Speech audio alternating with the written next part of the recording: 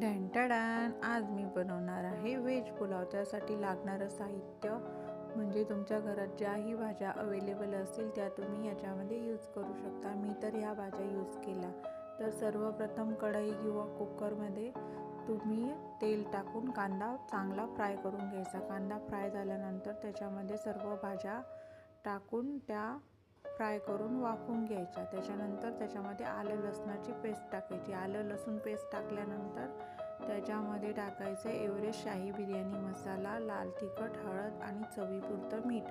हे सगळं टाकल्यानंतर ते चांगलं मिक्स करून त्यामध्ये समजा तुम्ही 3 वाट्या तांदूळ घेतले तर त्याच्यामध्ये 6 वाट्या पाणी ॲड करायचं. म्हणजे पुलाव हा अगदी हॉटेलसारखा होतो. त्याच्यानंतर कुकरच्या 2च शिट्ट्या घ्यायच्या आणि नंतर वरतून कोथिंबीर टाकायची. अशा प्रकारे तुम्ही ही रेसिपी बनवू शकता.